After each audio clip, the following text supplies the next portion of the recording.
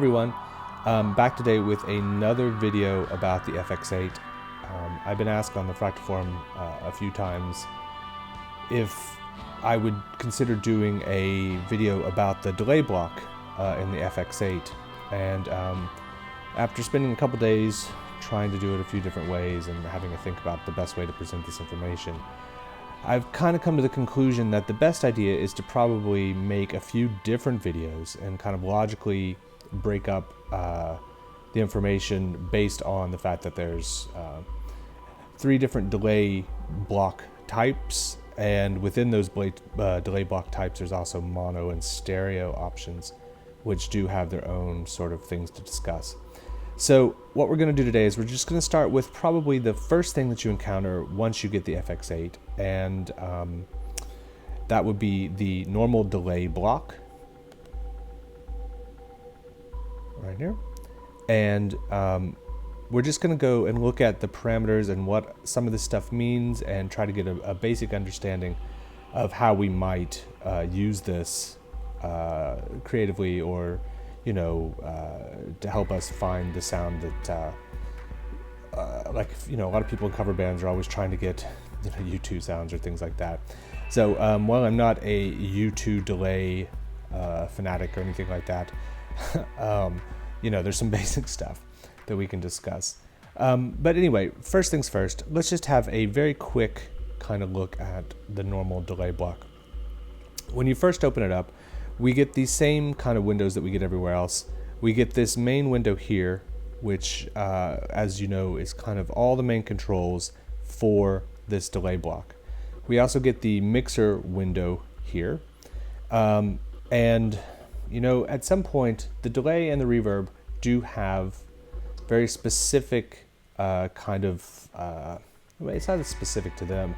It's just that a lot of time when we're talking about delay and reverb and scenes and things like that, we're talking about spillover between changing scenes and what do we want, and there can be some noise that's generated if we don't bypass the block properly and things like that. So I'm not sure if we'll get into that today, but if there's some appetite for that, discussing the bypass mode, we can do that maybe at some other point, and maybe today as well. So first things first, the main thing that people probably do, before we start, I should say I am playing actually I'm going to turn off this delay block for a second so we can hear my clean sound. So I am playing a Hagstrom guitar through my custom Gregorius amp as always, and this is the clean sound.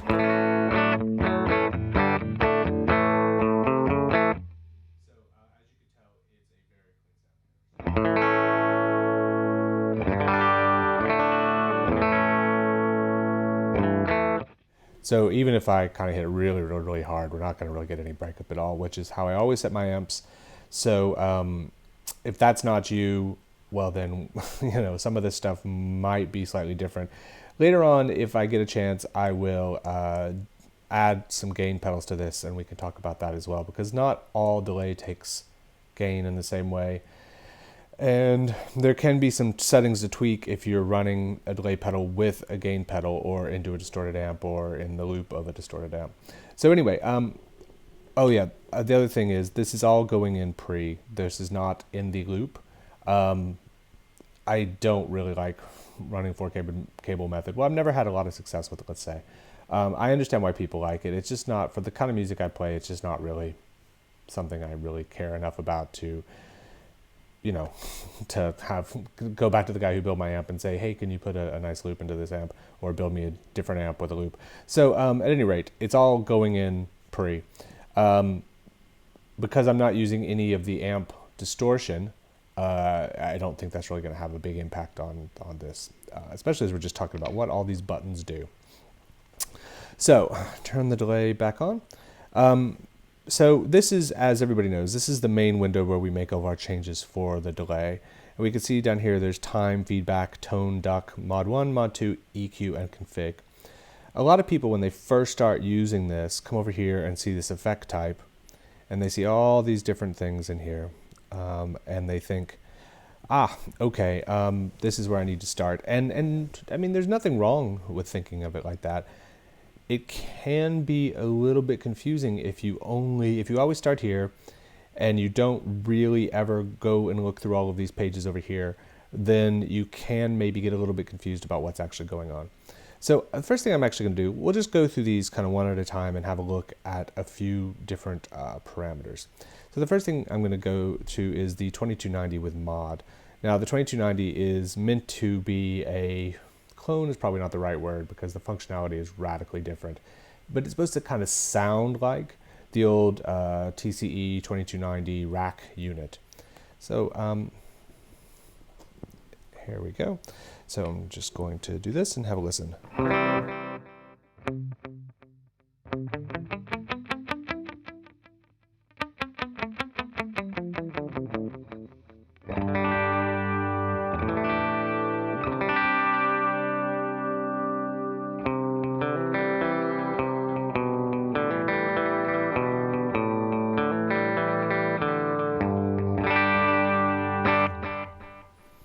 So, you know, that sounds really nice, as you might expect, considering it's on the FX8 and everything sounds really nice. But of course, with this kind of thing, it's very hard if we start switching between this and, say, the Memory Man clone and all that other stuff. It's going to be pretty difficult to really talk too much about what makes the delays different in a lot of respects, which is what the modulation sounds like and what the repeats sound like. So what I'm going to do here is I'm going to go up here to the mix and make the mix a lot higher just so we can actually get a good sense of the repeats. So let's try that again. So what you hear there is you hear the repeats, the EQ of the repeats is kind of, well, what the impression that you're getting is that the EQ is kind of, or the repeats are kind of collapsing in on themselves, I guess. The first one's louder, the second one's slightly quieter. But you also get the feeling that the sound of the actual repeats is kind of degrading a little bit. So the first one seems more kind of like it has more bass in it and treble in it. And then as the repeats go, it seems like they get kind of tinnier and tinnier, I guess is what you say.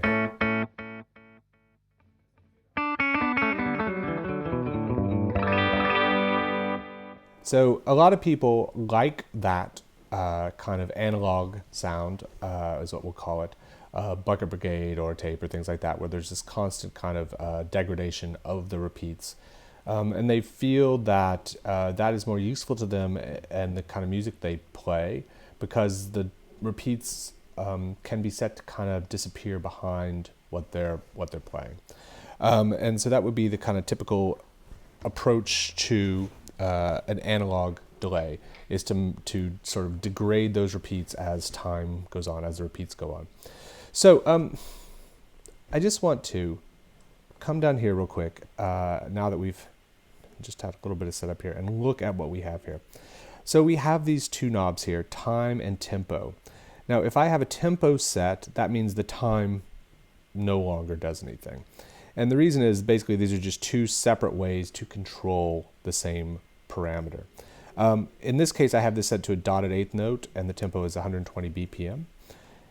If I, like I said, if I turn this off, none, then this time knob becomes active, and I can dump this all the way up here to 8 milliseconds or 8 seconds, or 8,000 milliseconds, I mean. So if I do that, and we just play one note,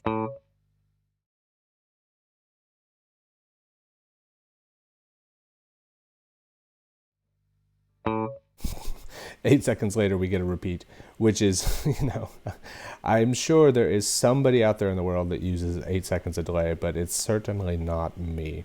As a matter of fact, I always use a tempo because the bands that I play with are always playing to a click track, and so there's no point in me tap tempoing things in. Now the next thing that we get here, and I should point out again that in all of my videos, the idea behind them is to give you kind of a brief overview of most of the common functionality. I'm not going to go to really in-depth stuff unless people ask for it, and I'm going to try to keep it kind of as high level as possible while giving you as much information as you need to get started with it, just so we don't get bogged down in endless minutia. So the next thing we see here that we're going to talk about is this feedback knob. And what the feedback does is, like if you put a microphone in front of an amp, like a microphone plugged into an amp or into a PA, and then mic up the PA with that microphone, you get this thing where the sound is coming out and then going back in and coming out and sort of recycling through. And that's how one note gets repeated over and over and over because it feeds back into the delay. And so what that really means is that the EQ that's on the repeats is applied over and over and over. So that's how you get this idea of the sort of degradation of the sound, is because every repeat is being kind of EQ'd again. So if we think about this for a second, so what this is saying is that 20% of the sound that's we are sending through the delay is coming back through again. Well, at least that's how most delays work. I can't guarantee that that's exactly what this is doing here and not just some random 20% figure, but I'm 99% sure that it is actually 20% of the sound going through. So if I bump this way up here to 51%, let's see what happens.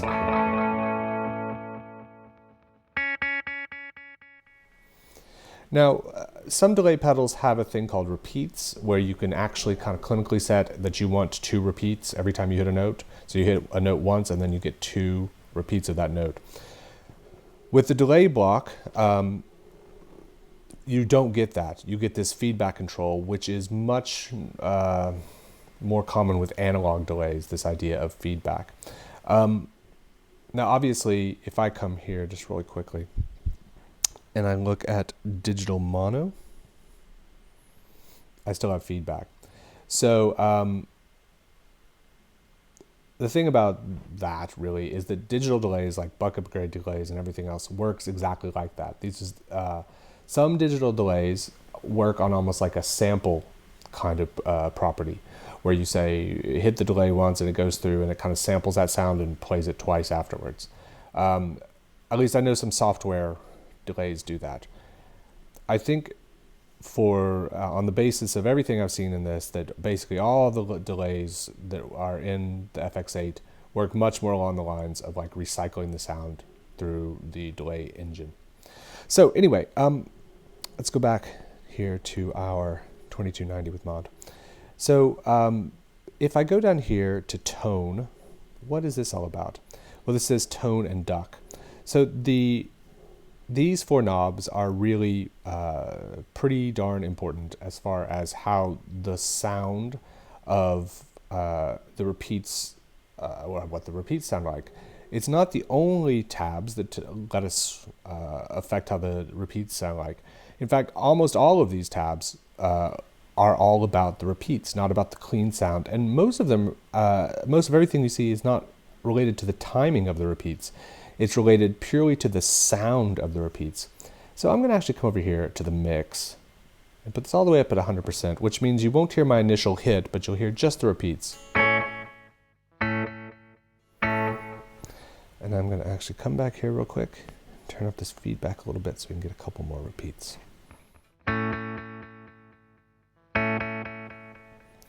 Now, I think that gives you a pretty good sense of what those sound like.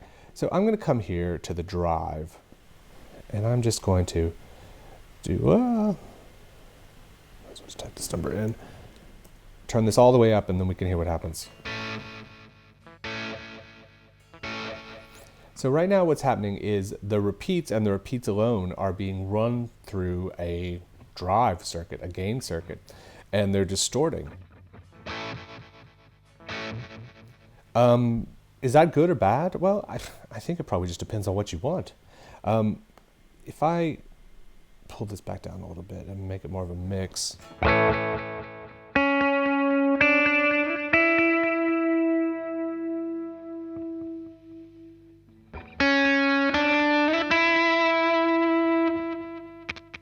Like that's actually pretty darn cool and could be really useful in some respects. I think the other thing you need to think about is how these delays can be run series and parallel. So if I come here. So what that basically means is that I could, if I wanted to, have a drive pedal on FX1 and then have a delay pedal on FX2. And the delay pedal could be set to parallel so that the drive sound was not actually going to the delay. And maybe, I mean, there's a lot of reasons why people do that kind of thing. And I'm not going to list every single reason right now. But let's just say that if I was doing that, the repeats on my actual delay sound would not be overdriven at all. they would be clean because I'd be getting the clean sound, not the distorted sound. So if I wanted distorted repeats but not the distortion from the distortion sound, I could easily set it with this drive. Now, whether or not that's anything anybody would ever do is a whole other thing. But I'm just giving you some kind of idea of why, or how that could be useful at some point. So anyway, I'm going to pull this way back down. Actually, there we go. And I'm going to talk about bit reduction. If you got what the drive does, you probably get what the bit reduction does pretty quickly. So the only thing about bit reduction is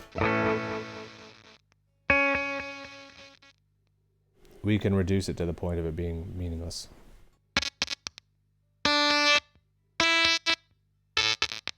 So if I put this mix back down to 50% here.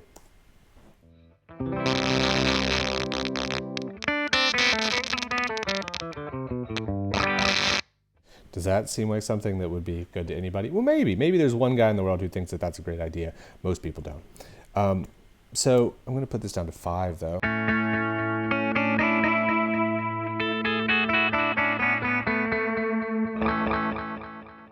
And if I dump this mix all the way back up, so let me put this up to 10.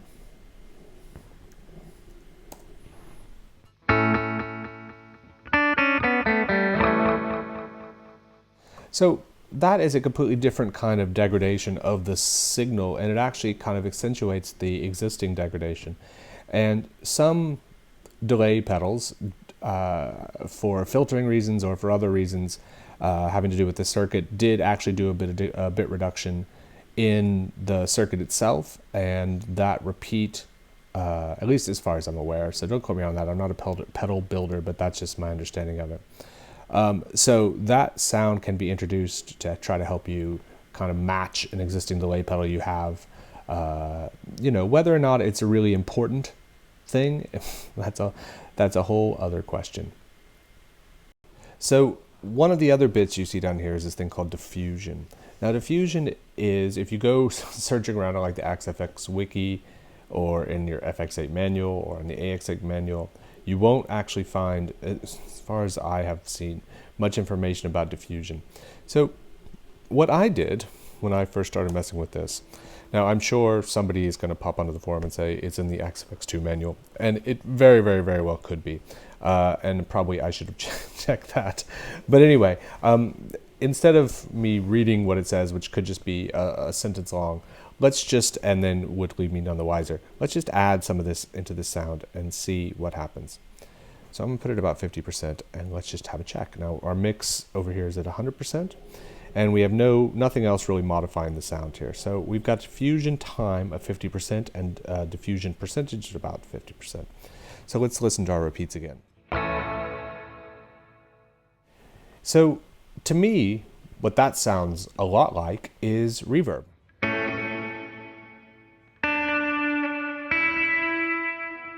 So if I put this diffusion up at 100%,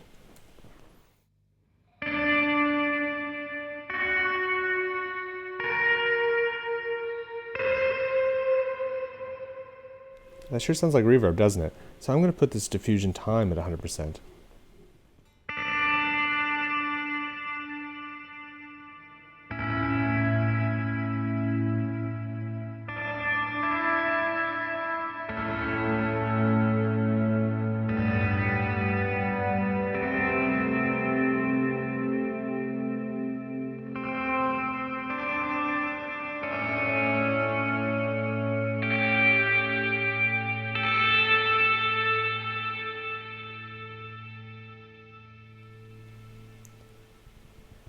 Now, there's a lot of people out there that I've seen on the forums talking about, how they are in, how they play guitar for a kind of a praise and worship thing, and that they find themselves constantly frustrated by the fact that they only have access to 2 delays and 2 reverbs, and the reverbs take up so much CPU that they find themselves running into trouble really quickly with trying to do atmospheric stuff. And I get that. At the same time, let me put it like this.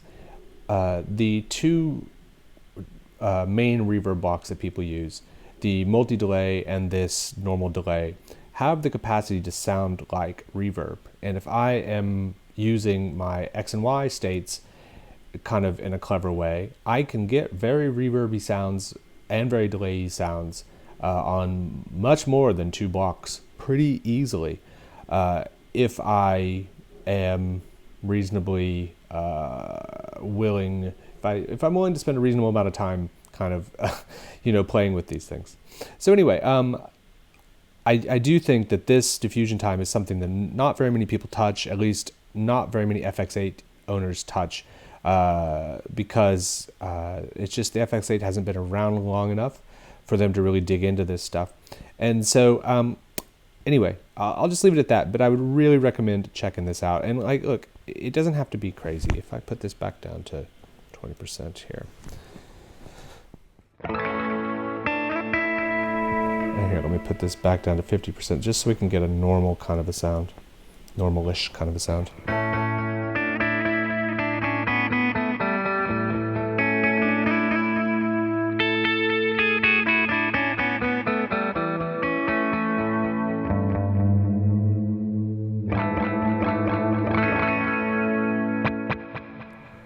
So anyway, I think that's very cool, very usable, and you might very, very easily be able to find some use for a little bit of diffusion or a lot of diffusion.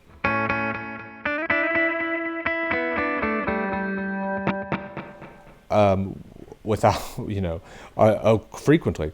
So anyway, but just for the time being, I'm going to turn this diffusion down to 0 here and back to our normal sound.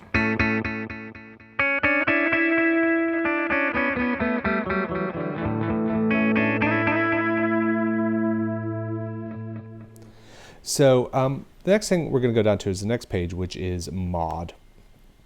Now, mod stands for modulation. And if you've never been a kind of a delay junkie like me, this might seem a bit weird to you, because isn't modulation, like chorus, basically, which is how most people think of modulation pedals. They think of a chorus pedal or maybe a phaser or a flanger. And isn't this delay and not a chorus pedal? Well, the answer is yes, it is delay, but originally, the original delay units were all analog, and some of the most revered delay units are still analog.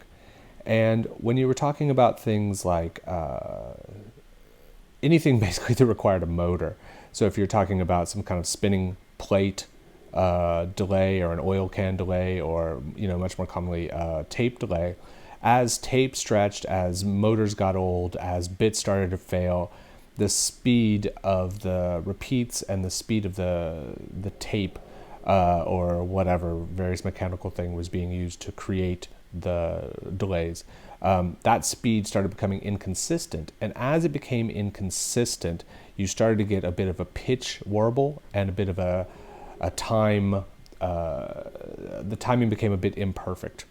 And in these modern times, people try to recreate those sounds. And the most kind of common way to get people closer to those kind of lush delay sounds that people like on all the original units is to try to put modulation on the repeats. So listen, there's no point in just talking about that without actually having to listen to it. So here we have our mod 1. We have two layers of modulation we can put on the repeats here. But make sure that this is not turned on real quick. Yeah. So mod 2 is turned off. Mod 1 is turned on. And this is, again, this rate here is basically the same kind of idea as the rate here. So if I set a tempo here, this goes away. So anyway, I'm going to put this on the quarter notes. Get slightly slower today. So I'm going to come back down here to mod. So right now mod depth says 25%. I'm just going to bump this way, way up.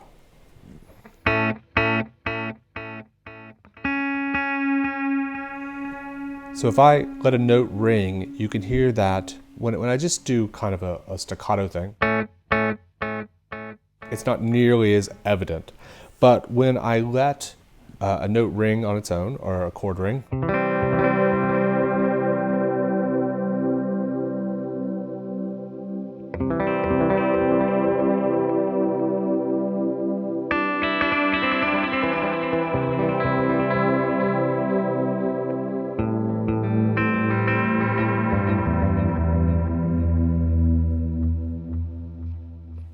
So that's one sound, and that sounds brilliant, really. So I'm going to turn this down to 0, and we'll play the exact same thing.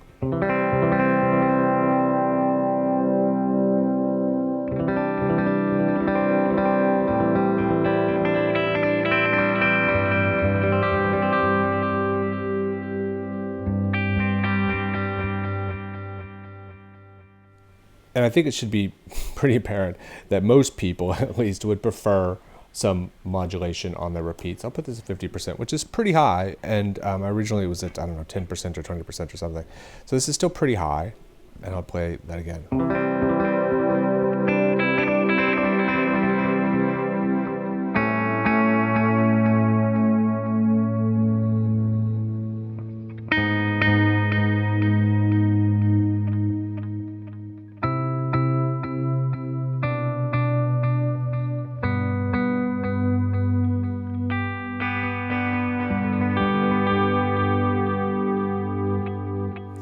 Now, if I go in here to this LFO 1 tempo and make it something stupid like 30-second notes.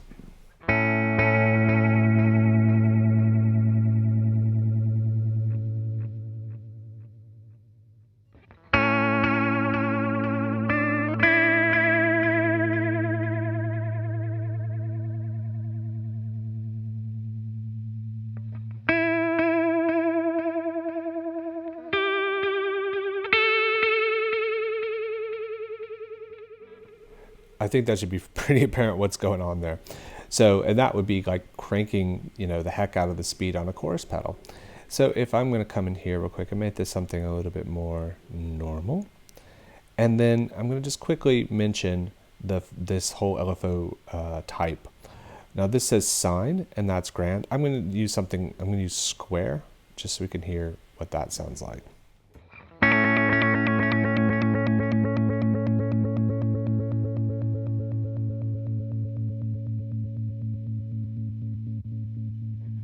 So, that should be pretty obvious what's going on there. I'm going to just make that a little bit longer.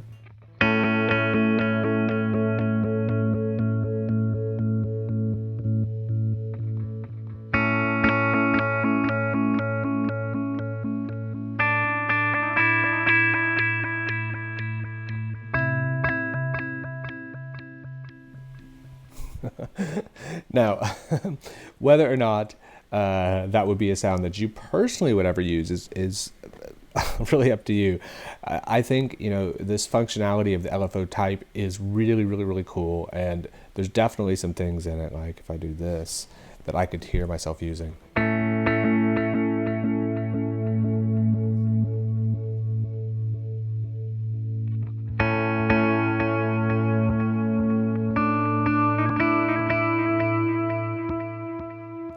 So,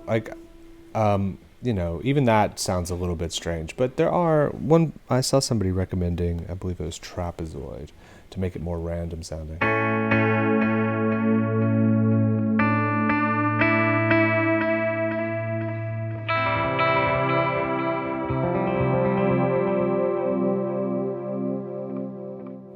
And sure enough, that sounds really nice. And that's, quite a different sound than the sine in some respects, but it's really nice.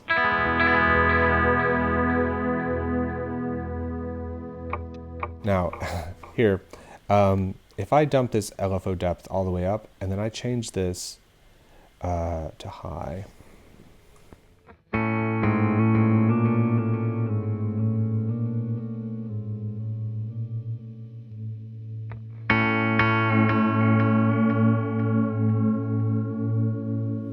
so, I think that basically the way to think about this, and here, let me just do something, go back to sine real quick.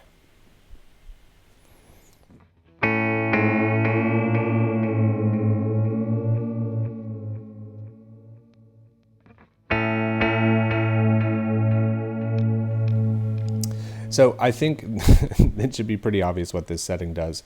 But high means that basically the LFO you're basically making it more extreme and less extreme. So I'm going to just put this back down to 50% here and put this up to high. And Actually, I'm going to do something slightly different. I'm going to put this up down to 20% here, and I'm just going to play that original chord that was sounded so nice with the sine before.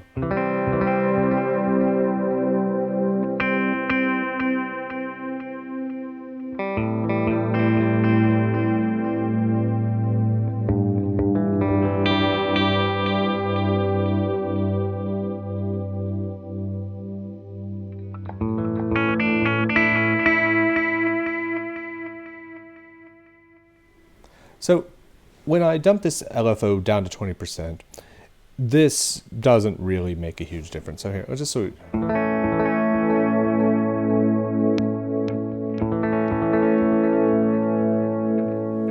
like it does make some difference, but if you're using a very low LFO depth, maybe switching this parameter up to high might be a good thing to try, just to see if a little bit more of that modulation makes the sound, you know, a little bit more interesting to your ears, or fits the song better, or, you know, helps the delay stick out of the mix of the band better, or something like that. That's one of the reasons why people like this. A lot of times when you hear people say things like, you know, there's this really kind of 3D sound to delay, or, you know, there's a lot of like depth in the delay sound, what they're really talking about is the modulation, and how the modulation, it plays, because modulation is basically a time-based effect. What's actually happening is some of the sound is reaching because obviously frequencies travel at different speeds. It's giving the sound a kind of spatial character to it that's not normally there, because you are adding a bit of fluctuation on the pitch, basically. So some of that that kind of spatialness that people describe in sound when they're talking about delay comes from that modulation. A lot of it, honestly. So I'm going to set this up to something ridiculous, just because what we're going to do next here. So I'm going to set this up to something really ridiculous.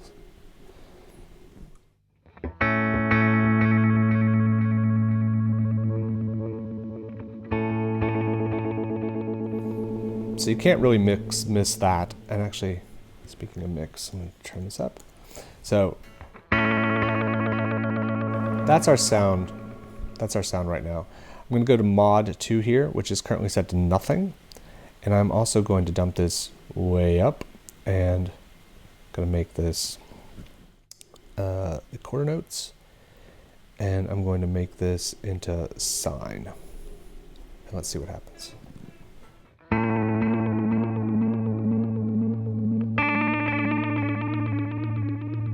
So if I put this back down to 0,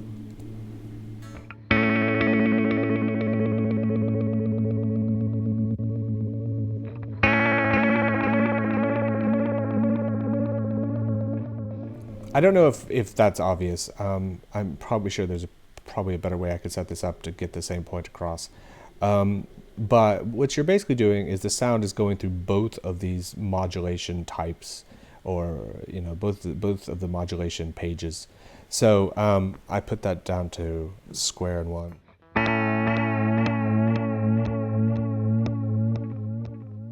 That's probably a bit more clear there. So you're getting the very long square wave, but on top of that, you're getting the kind of undulating sine.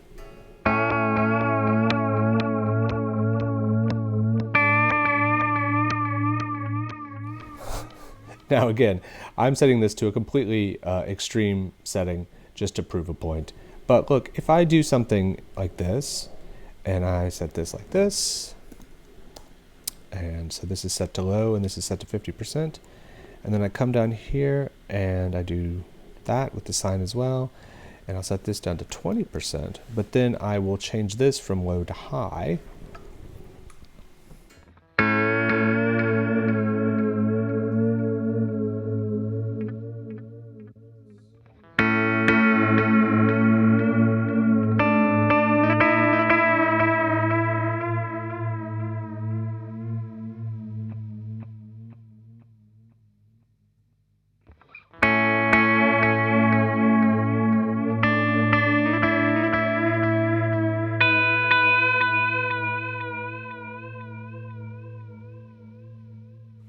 Now, whoops, they're both on high. I was kind of wondering what was going on there. Okay, hang on a second.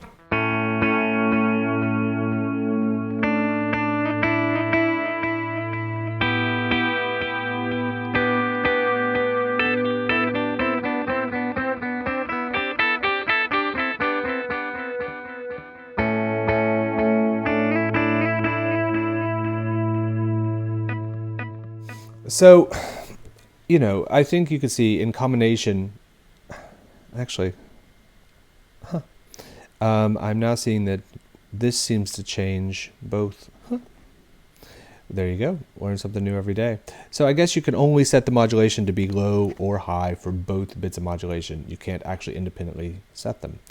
So there you go. So those are your options. Of course, you can do stuff like, so this is set to a measure, and this is set to a quarter note.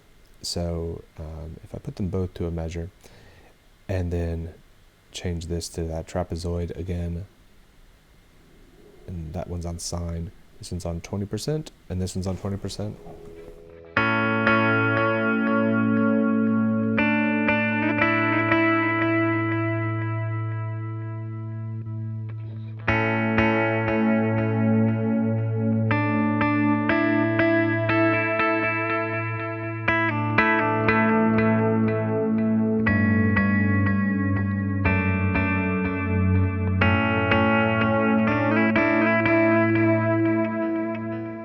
So that's actually really, really nice, I think. That's a really nice combination of two different modulation sounds working together instead of against each other. And it just makes it a lot more lush. And if I come back here to tone, and I put this diffusion up, and I put this up here.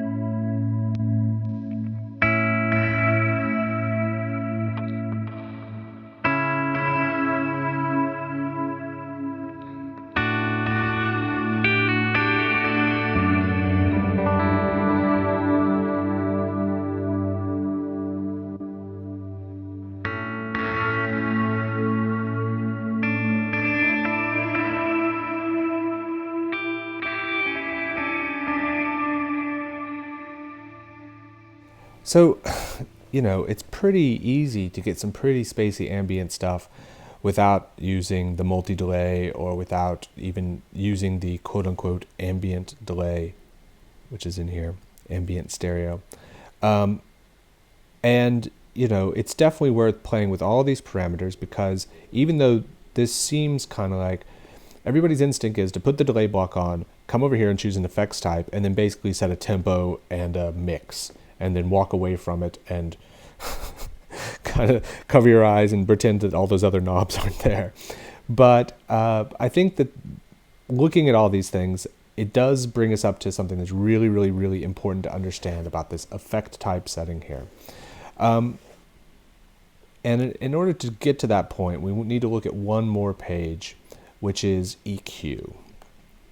Now, actually, what I'm going to do here is I'm going to come to this delay block before we even do this.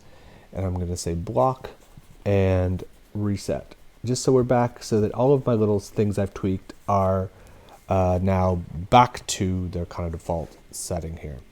So I'm going to come back here to the 2290.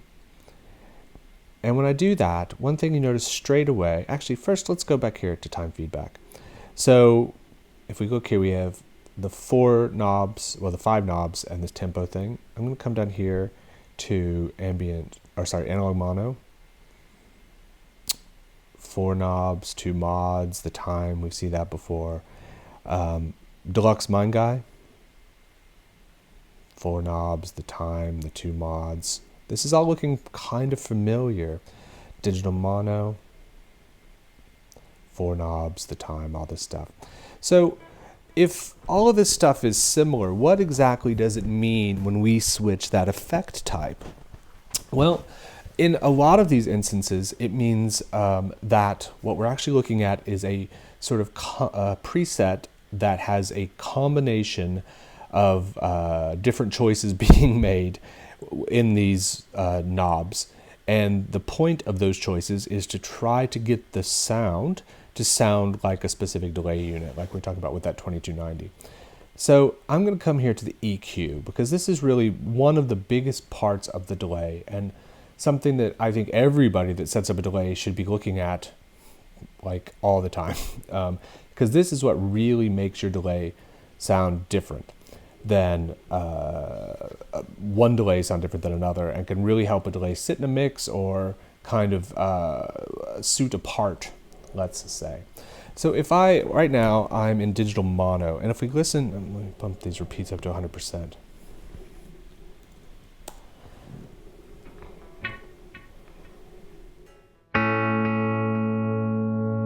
So actually, I'm going to make sure the modulation is off. Yeah, the modulation's off. So if I look here, there is very, very, very, very, very slight EQing going on.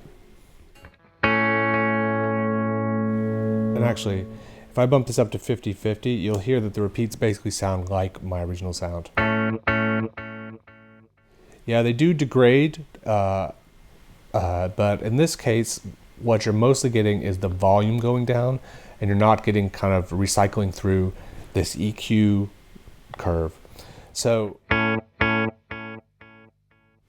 you know, that kind of sound is really good if you want all your repeats to basically sound like the original sound, which can be a real thing. So if I come back here,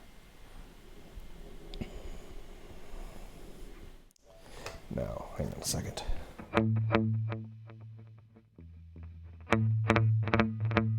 Sorry, I'm trying to see the tempo light.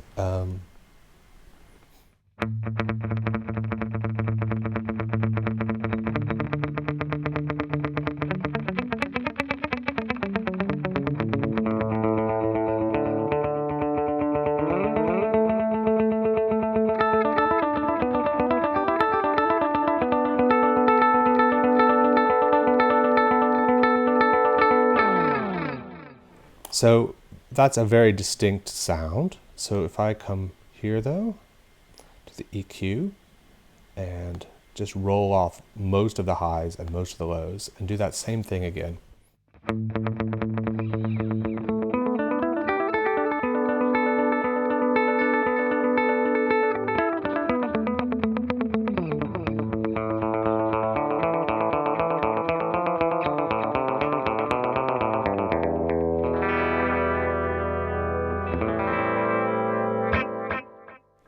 That's a pretty different sound in a lot of respects. I hope that comes across. But what you're basically getting is, in one, you're getting, without changing the mix, you're getting the delays, you're getting the delays to sound a lot sort of quieter in the mix, and getting the original part to be a lot more sort of up front. So let's do that again.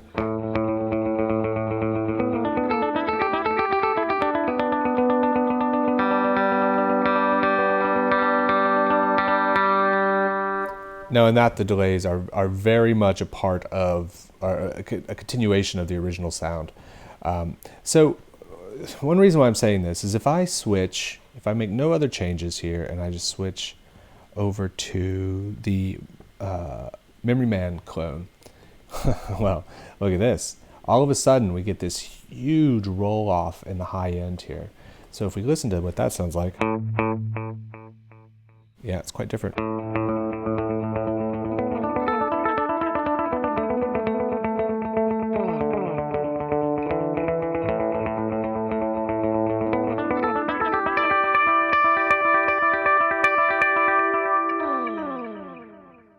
And a lot of people love the way that those repeats sit in the mix, and they think that it doesn't step on the original part, but you can still in a way what it allows you to do is it allows you to crank up the feedback, get a lot more repeats without it swamping the sound. It just creates kind of more of an ambient vibe, I guess you would say.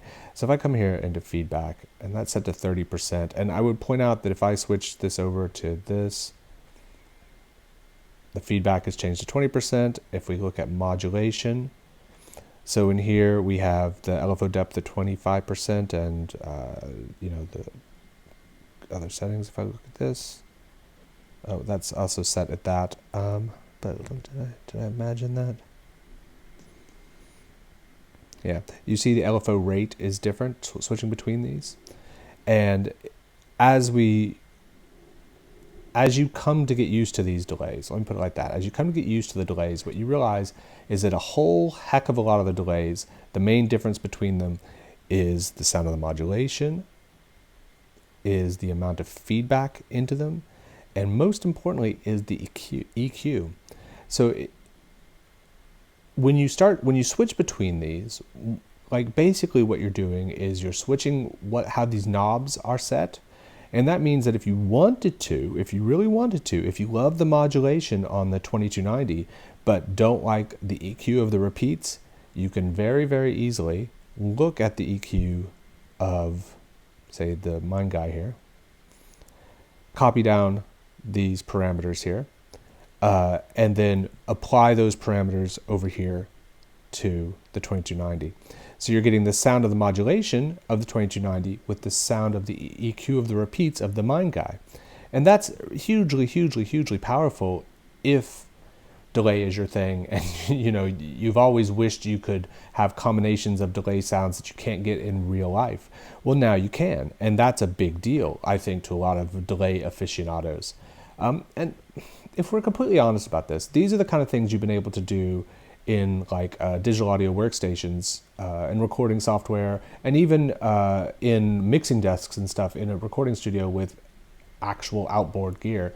You've been able to do this kind of stuff for a long, long time. And I'm sure, well, and I know for a fact you've been able to do it with things like the XFX for a long, long time, and with other multi-effects units to a degree,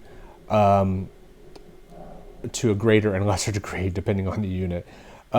But for people that are used to using pedals or used to using racks, this is a big deal because it means that they're no longer stuck with a few types of delay. They can now create their own delay, and the parameters for creating different delay sounds are very, very, very accessible. I mean, this is basically just an EQ. There's nothing else to it. Turning the knobs will produce a visual change here. So that means that you can see what it looks like, what the EQ curve looks like while you're doing it, and then listen to it and see what it sounds like. If we do something, I'm going to do something completely kind of insane here for a second.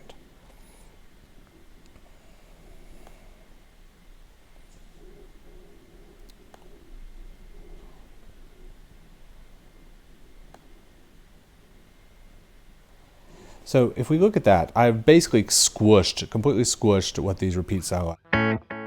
See, they're barely there, and the bandwidth of them is very small. So let me just do that so you can hear it.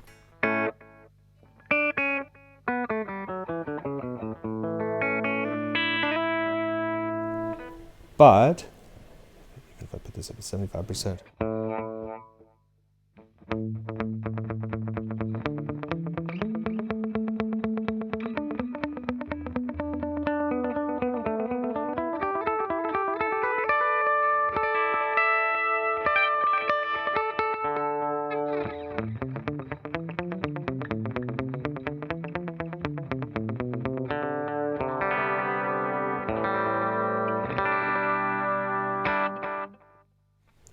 Pretty cool, right?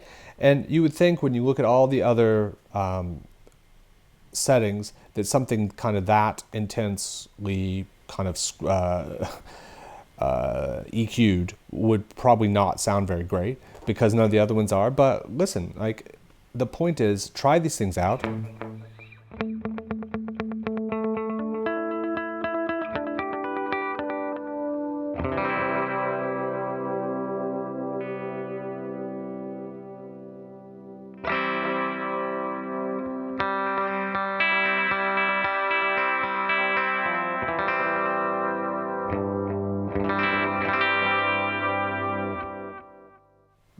Because if you don't try it out, you won't know for yourself, and you might be missing the sound that helps you write that song that everybody in the whole world wants to hear.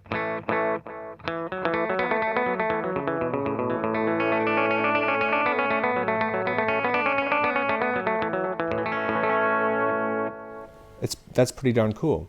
Now, the very last page on all these delays is something called config. And this is where this starts getting a bit interesting because, as I said to you, a lot of the difference between a lot of the various effect types within the delay comes down to the modulation, the speed of the modulation, the depth of modulation, the amount of feedback, and the EQ of the repeats, which we've looked at. We've looked at all of those. But you've probably noticed that there are things like tape delay. So here, let me just look here real quick. If I go here to monotape, all of a sudden, my normal page has gone all cuckoo. I no longer have my 5 knobs and my little 1 knob here on my tempo thing here. I suddenly have a whole lot of different options. If I go down here to config though, and I change this from tape to mono, see?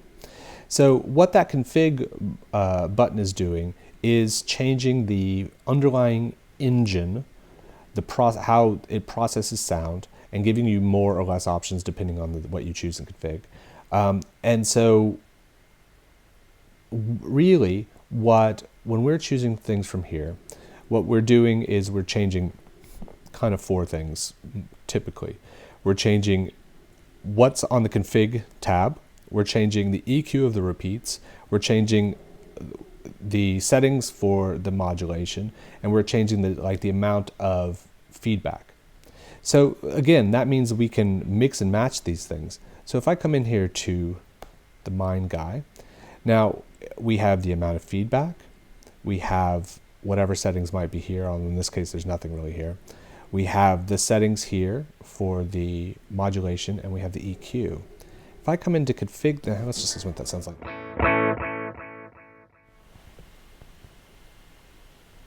So if I come into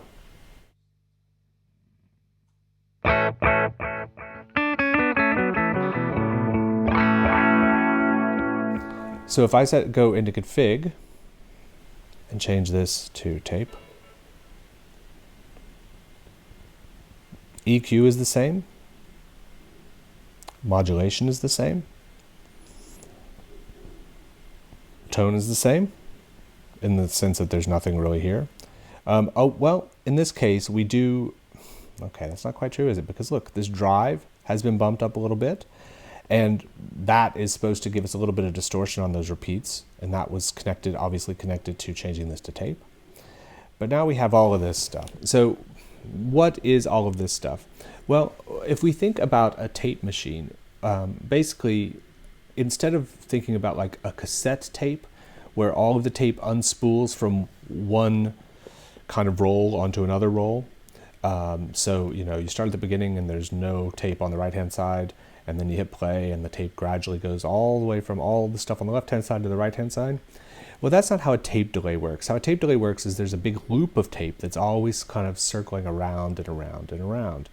And what you have is you have a combination of play heads, the little things that write information onto the tape, and record heads. And so when you play a sound into a tape delay, what actually happens is the sound goes from your guitar into the circuit of the tape delay and is written onto the tape.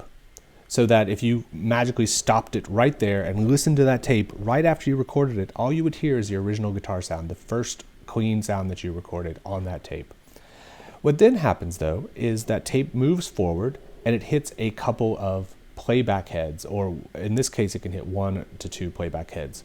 And that means that you're hearing the original sound of your guitar, and then it's being played back to you with a playback head in the same way it'd be played back on a cassette tape. And the space between when the record head, where the sound is being written onto the tape, and the playback head, where it's playing back, that's your delay time. So if those two heads are physically on a tape delay right next to each other, you get a slapback delay. And if they're as far apart as you can get them, you get a longer, more spacious delay. And lots of tape decks have more than one head. Lots of tape delays have more than one head. Some of them have more than 2 heads. And in this case, what's happening is you're getting the original sound, the first repeat coming from the first playback head, and the second repeat coming from the second playback head. Now, where this gets a little bit tricky is that when you're looking at the tape delay here, the first delay, that is the space between the play head, or the record head, where the sound goes onto the tape, And the first playback head is actually set by this here, head 1 tempo. And so basically, if I set this to dotted 8, that means that the space between those two will generate a dotted 8th delay, like in all the other delays. So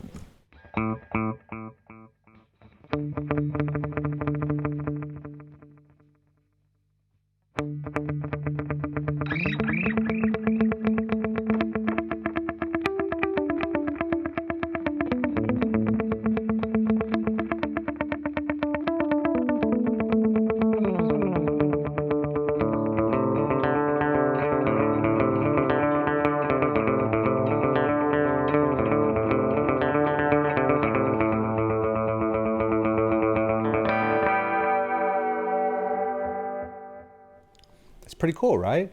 And basically what this sound is a combination of is the modulation, which we could see here, we have that 25%, and the rate here. And this distorted, like the slight distortion that's being caused by the drive. And a lot of the old tape delays and the old delays don't have as much headroom, which means there's not as much, you can't add as much volume to them before they start clipping, basically. So this drive is meant to kind of emulate the sound of that clipping that's caused by the tape. And it does a good job of it. And then we have the motor speed. Now, let's look at something real quick. So if I play just a chord here. So this is dotted 8th. I'm going to just bump this motor speed all the way up.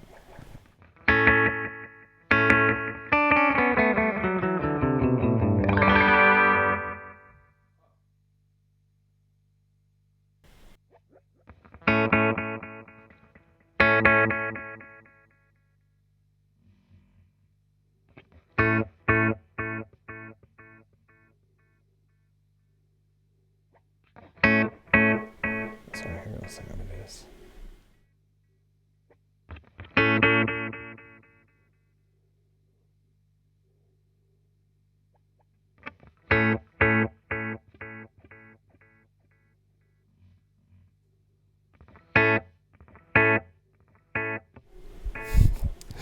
So, some of you are immediately going to cop onto what's going on here.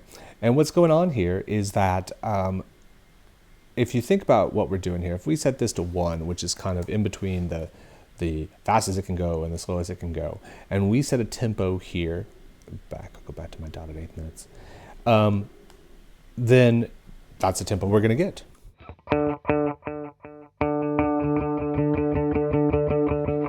But if we mess with this motor speed, and you know what I'm going to do here? I am going to go here and do something crazy and set the motor speed to an LFO so we can see that speed going all the way back and forth. And watch what happens.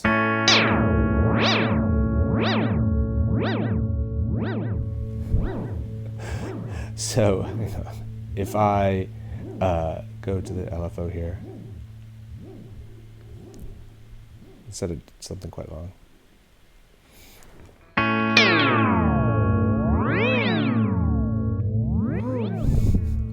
So, again, this is nothing that anybody would ever really want to hear, that specific thing. But now if I come here and I turn this damping way up.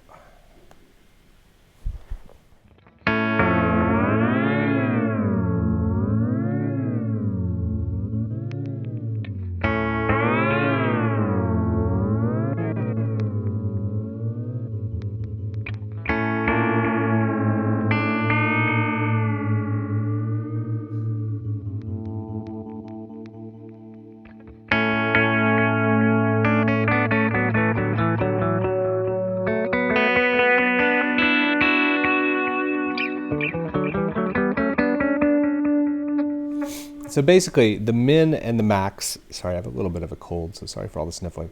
The min and the max are basically, and actually, I can put this back down now. The min and the max are basically set to almost the same thing.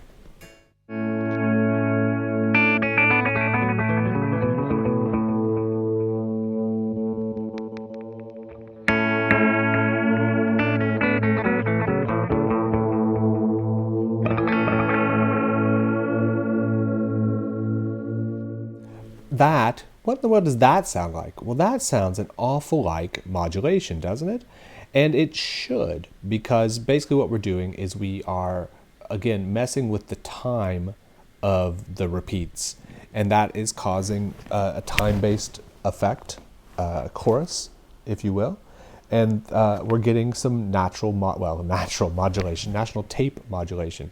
So if I come here to this modulation and turn this down to 0, so we don't get any of the official modulation, and then just play this again.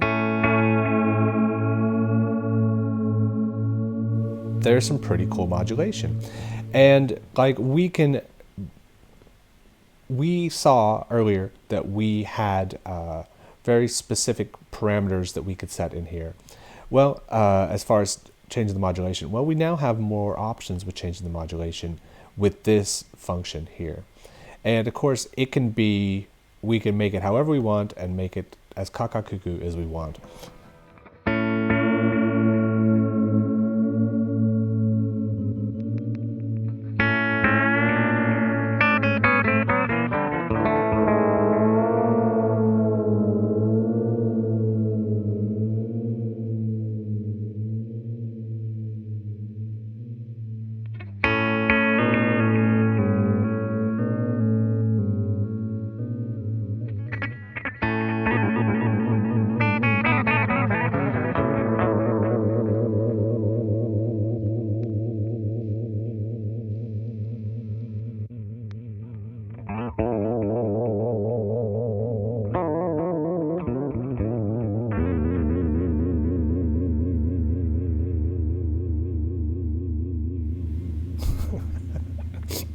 So,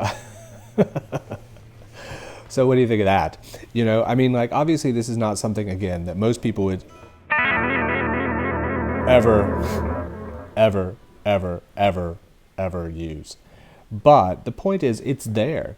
And this motor speed, we can set this motor speed to an external an external pedal. Not an external foot, an external pedal. And we can do all sorts of stuff with it and get really dramatic and cool effects with it just by, you know, moving it slightly or moving it huge, like a huge amount. Or if we move it an absolutely gigantic, like here, let me do this. I'll show you one more quick little thing you can do with this. So if I set this to envelope,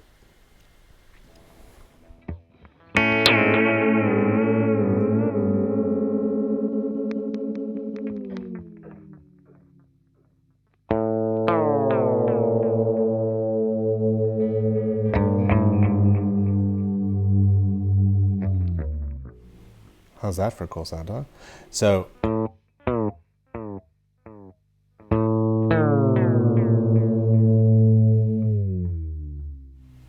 it's like a tape stop. Now, I am doing that with the envelope because I don't have an external foot pedal hooked up. But if you did have an external foot pedal hooked up and you drop that motor speed down, you have a tape stop.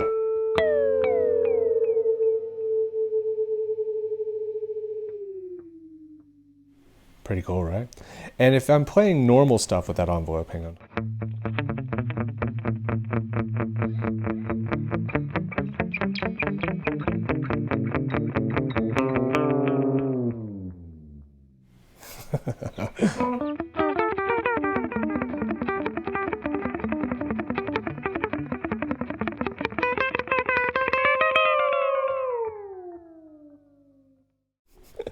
So that is, again, maybe not something you would use very often, but if you had a scene that had taped, like, and you had the delay set up and you had a scene with just one chord where all you hit a big chord and then you muted your guitar and you got this, like, that could be an amazing effect for the last chord in a song or something like that.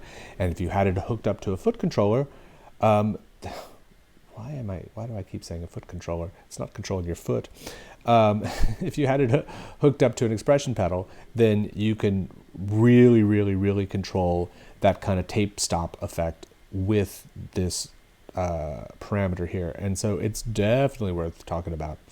Now, one thing we did notice when we went to tone was there's this drive at 0.38 here. If we look here, that's why. So when you load the tape configuration up of the delay, it sends this drive amount here down to here. So, okay, the next thing that's worth mentioning here is that the way that this works, unlike sort of like some versions of the other delay where you can set like the plexi delay where you can set 4 different delay times, what this does is this says that the tempo of the second head of the tape deck, if we think about that, is, so if I just do one note, that is a ratio. The distance between this first head and the second head is a fixed ratio. And we can change that. So if I come here, set this 50%.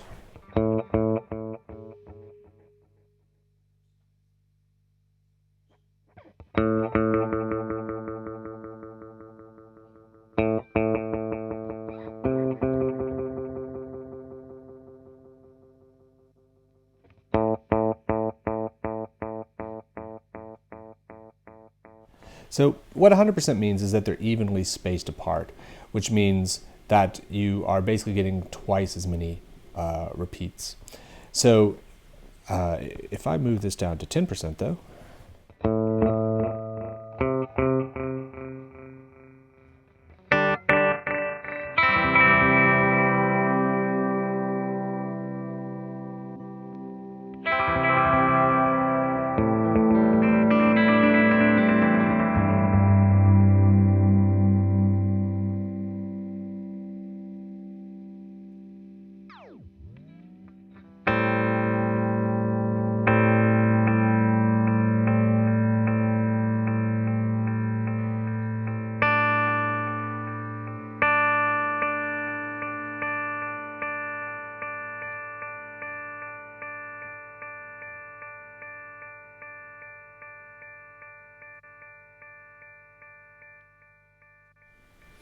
so I think the important thing to remember here when you're talking about a tape delay in particular, the way to think about it is that, and I guess it's true with all the other delays, but because we have these 2 heads, this gets a little bit more complicated almost instantly. Because, so basically what we've got here is we've got, we'll pretend this is the original signal, and it comes out and it hits the first head, and so we've got a delay. And if we only had one head going, then you would have the repeat, the original signal and the repeat, and those 2 would come back around here and they'd go through again. And it wouldn't be recorded again, but it would hit this playback head again. And so you've got this rhythmic pattern being created by the signal going back through the playhead over and over and over. Now the second I add this and then change the ratio so that the space between these 2 is not even, so we're not just getting this kind of like bung, bung, bung, bung, bung, bung, bung over and over and over, but we're getting like bung, ba bung, ba bung, ba bung, ba bung. You know, we're getting a ratio so they're not evenly spaced. Well, so when I've done that, then both signals, both of those things, that new rhythm we've created with our original sound is coming back through, and then let's go through those again. So that bung ba bung is going to go back through and hit both of those again, and all of a sudden we're going to get this really maybe amazing, maybe horrible new rhythm being created, and that itself is going to be fed back through again. So if I come here and do feedback on this, 40%. So this is just one head.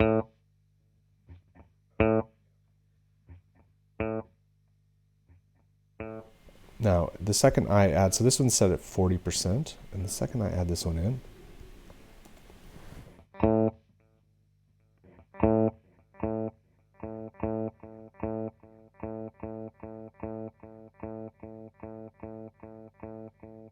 I hope you can see how quickly that can get pretty crazy and weird. So, and if I start doing stuff like this, and if I play like a normal dotted 8 thing,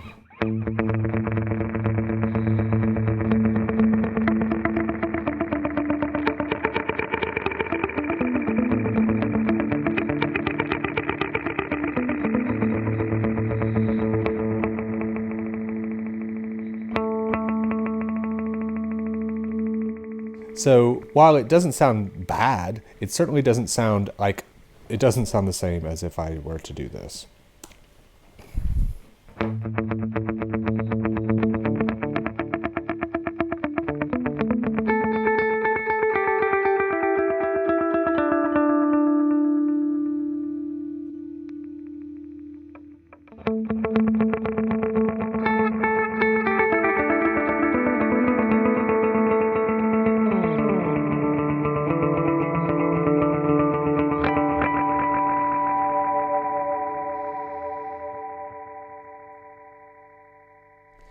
So I do think that, you know, if you want a normal kind of tape delay sound that doesn't offer any kind of strange rhythmic variation like that, then you can probably just use it with one head, which is how it's set up when you open it up initially. And basically just change things like the drive, the motor speed, and things like that until you get a sound that you like. You know, as with so many of these things, like if I come here real quick, let's look at this EQ again. So if we remember, this is back on the Memory Man clone. If I come in here and switch this to monotape. So if I am actually choosing from over here, the EQ curve of the repeats is going to be slightly different.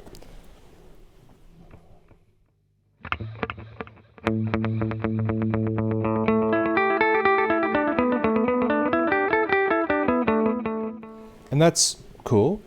If, however, I come over here to lo-fi tape, hello, and I believe, I'm trying to remember, yeah, the drive is way up there as well.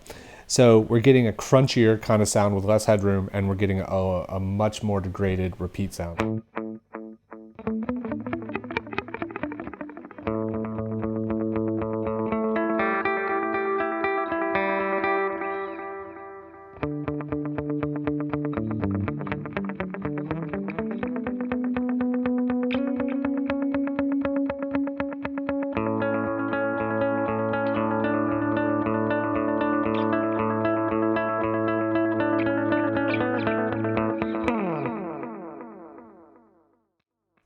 So, you know, the important thing to think about all of these variations is that you're basically just talking about a set of tools that you can use to create the sound that you hear in your head, or the sound that you're trying to copy that somebody else has made in a recording studio or something like that.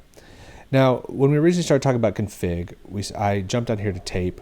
There's all sorts of other ones here. So hang on real quick. I'm just going to come here to ping pong. Now, if I come up here, guess what? It's different, and we suddenly have, I mean, the main thing that's kind of different here is we have this ratio here. And this ratio is basically setting, I can't actually, maybe I should, okay. I'm going to do this over.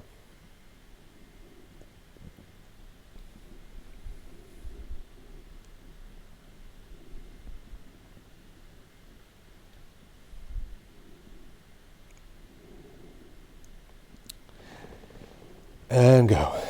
So when we first started looking at the tape, we came in here by looking through the config here. And there's lots of other different things through here. Some of these are very specific to stereo delays, so I'm not going to go into them right now, and I apologize about that. But I will do a stereo delay video if people want to hear it. But basically, when you first open the delay block, what you get is the mono, just the normal delay, and that's got all the normal, the 5 knobs and the time thing that we're used to seeing. We have the dual, which is stereo, the ping pong, which is stereo, the stereo, which is stereo. And then we have things like reverse. So if I turn on the reverse and come back in here. Now, again, let's have a quick think about this. So if I go into EQ, there I'm on my lo-fi tape EQ, but I've got the settings for the config of reverse. So let's look at this real quick. So if we think about what reverse does,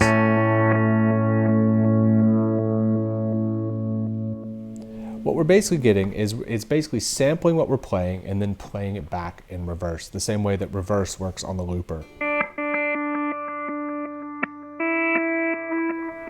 Here, let me change this to something quite long so you can really hear it.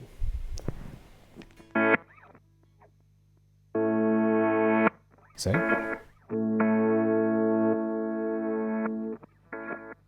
So I'm going to turn the feedback way down.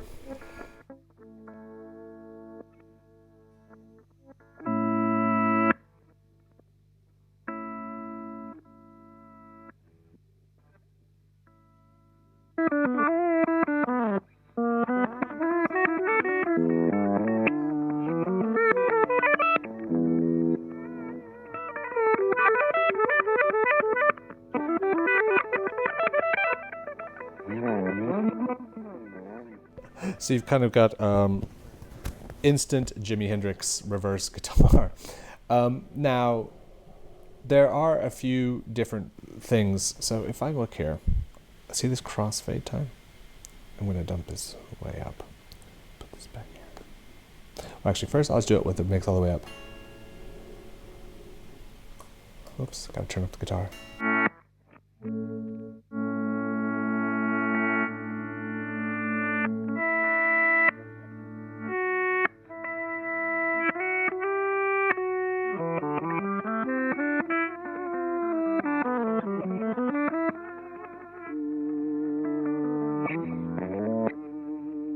So let me just run this like this for a second. I'm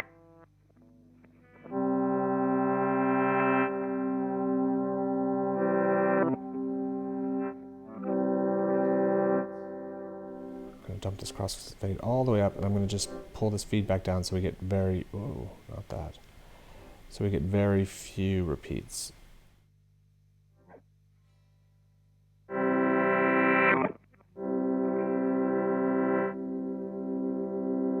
Okay, now I'm going to put this back down.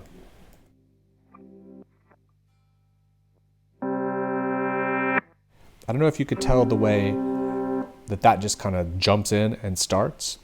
And so basically what you're doing, what this actually does is it kind of, if you set the crossfade all the way up, it gives you a tiny bit of the original signal and then like the original forward note, and then crossfades it with the reverse note, which is actually a very cool thing because it makes it sound less kind of, now, does it make it sound less real? Like, does it sound less like somebody flipped the track in a DAW or reversed the tape? Absolutely, it does sound less real. But for live, it's a way that you can run the mix a lot higher without it sounding just really strange.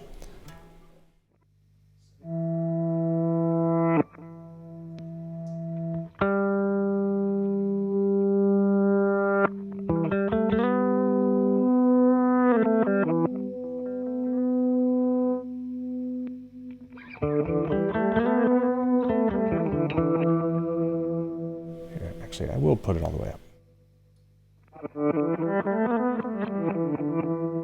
Now that almost sounds like it's going forward, doesn't it? And that's because the crossfade time all the way up on a really on a faster delay. There's barely any time for the reverse to be played out. So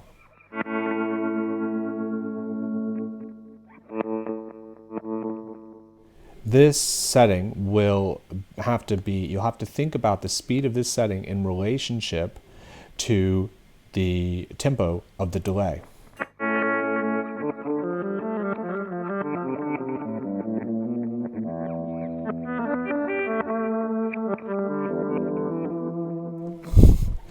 So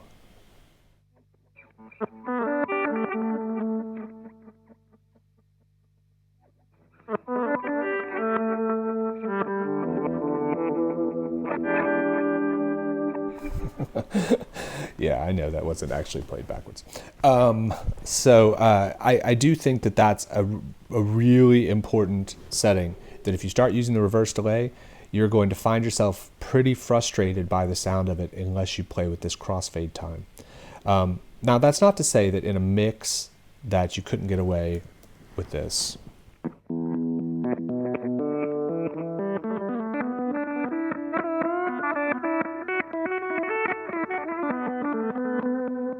But it is kind of you know, if I was a guitarist in a band with like two other guitarists and a keyboard player, that would be fine.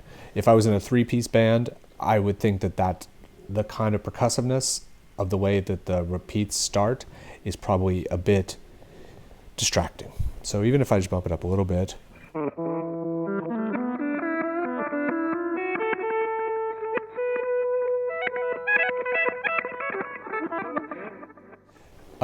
it makes a big difference, I think. Plus, if you've got the mix running at 100%, which a lot of people do with reverse delay, I would say that it can be pretty easy for the whole kind of reverse delay line to just hear like I was doing there. Like, It just sounds like somebody's like electrocuting a cage full of birds or something like that. There's hardly any way to discern any kind of melodic content, the notes. So in that context, I think it's pretty important to always be, if you're going to be setting up a reverse delay and you think, I'm covering Hendrix and I want to get some of these reverse delay sounds, you can't just come in here and tweak the feedback and the tempo and expect it to work perfectly. You're also going to have to mess with this setting. So I'm going to go back in here into this lo-fi tape and look here. So one of the new delays that we got was the Bucket Brigade, which is basically the old analog delay type, all the old delay pedals, the 89 and all those old delay pedals in a box were all Bucket Brigade delays. If I go down here to config, guess what? It's still just a mono delay. So with that, you're really just talking about the EQ again and the modulation again. Just thought I would touch on that. So if I come down here though and do, let me just do ambient stereo for a second, even though we're not playing in stereo. We're not playing in ambient either. So this is set to stereo. If I come up here, basically we just have some extra controls for stereo, which we'll go into. So basically what I want to look at is the various other configs. We looked at tape, we looked at reverse. So the last one that's here, really, so I can put you guys out of your misery, this video is very long, is sweep. Now, all of a sudden we got a new page here. I'm going to come up here to this. Okay, well, what do we have going on here? Well, we see that this is a stereo effect here. Let's have a look.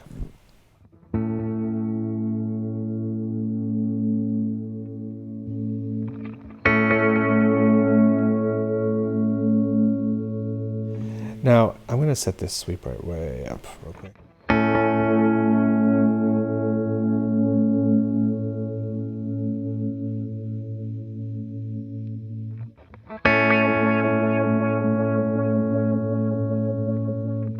Do you hear what I hear? Yes, you do.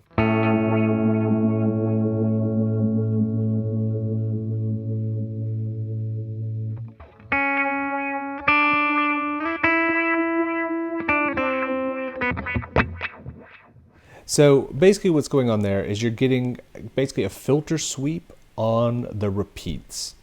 And you can set the resonance of the EQ, you can set this the resonance of the filter, which is basically like a moving EQ, and you can set where it starts and where it stops, and the shape of the LFO that is sweeping the frequency.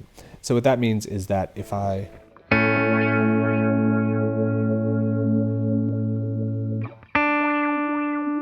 set the resonance up really high, it becomes pretty obvious. If I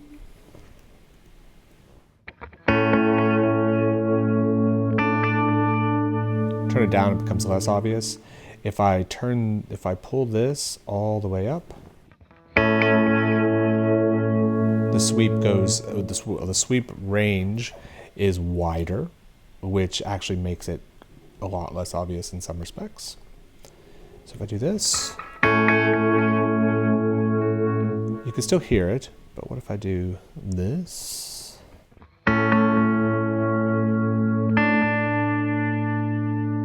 You can just kind of barely hear it in there, and it sounds kind of like modulation.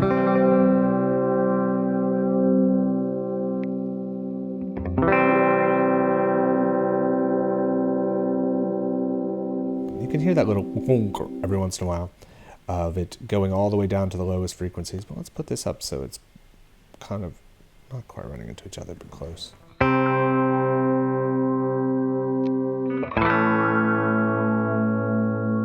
So I think what should become pretty apparent pretty quickly is that how this sweep works is largely dependent on the frequencies.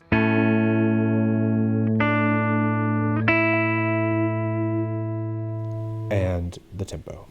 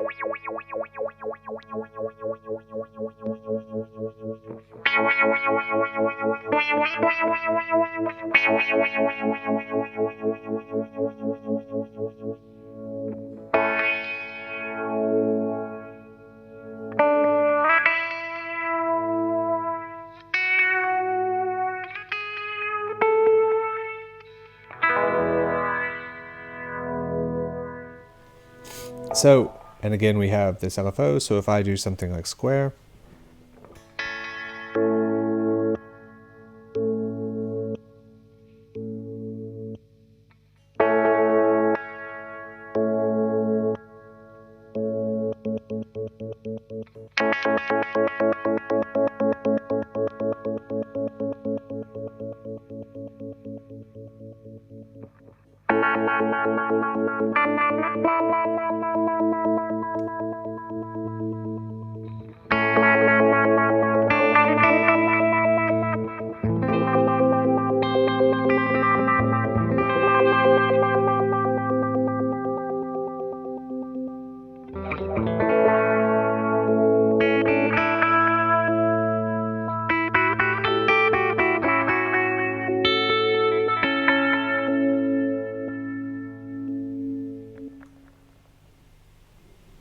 so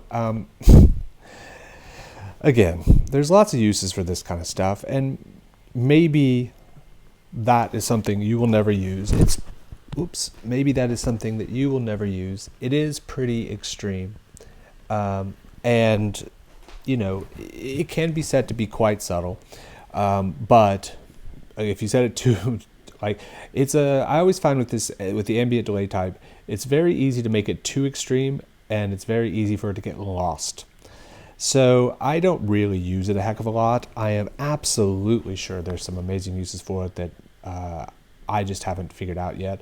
I don't know what they are though. So you know, I do think I did get something that was kind of cool with it. Let me see if I can get that back up.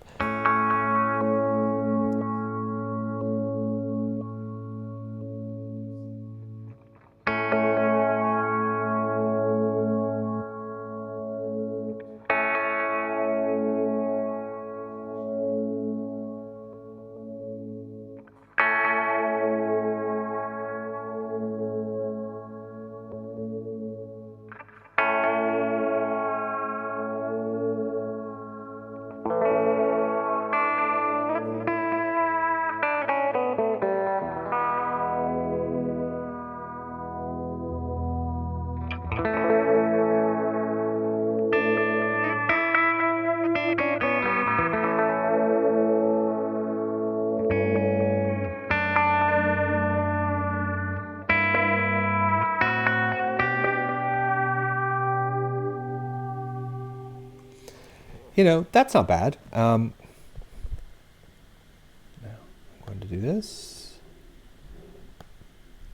You know.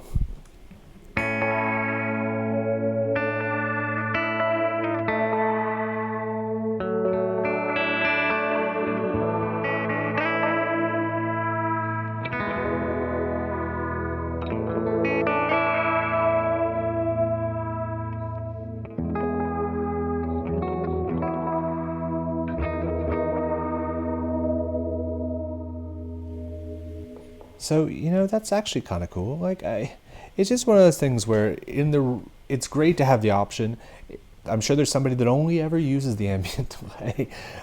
It's not me, but it's great to have the option. But whether or not you will find a use for it is really going to depend on you going in and messing with it and seeing if there's some sound in it that makes sense in your songs or, you know, in your set.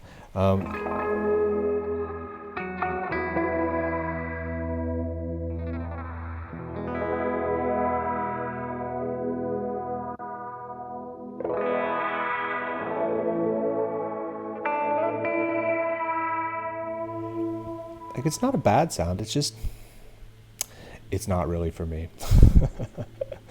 Let's see. Oh, here, I'll just make it really extreme.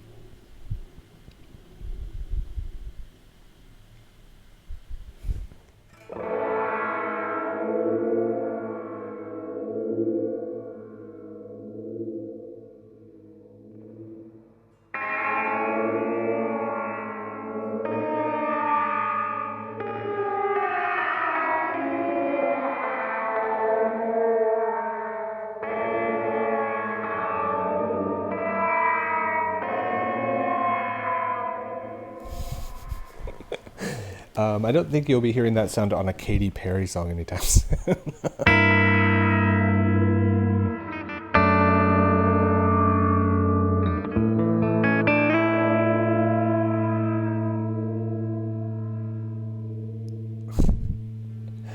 I don't know. It's pretty strange, but it's not awful. It's just a bit strange.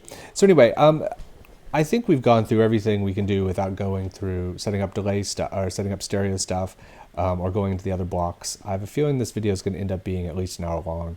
So I don't really want to spend much more time going through basic stuff with this. I hope that this has been an explanation at least as to what these pages typically do, what this effect type means versus configuration type, and giving you a bit of confidence to kind of jump into these tools, start messing with them, and seeing exactly what kind of sounds you can generate for yourself. Because at the end of the day, that has to be the goal here, is to make sounds that work for you. It doesn't matter what I like. It's, as far as you're concerned, it's just what works for you. So at any rate, I think I'm going to leave it there. If anybody wants me to explain anything further, or if there's things that I made more confusing to you than I needed to, or, anything, just let me know. You guys know where I am on the Fractal forums. And that's it. I will be doing another video about stereo delay options, and I'll be doing a video about the I'll be doing a video about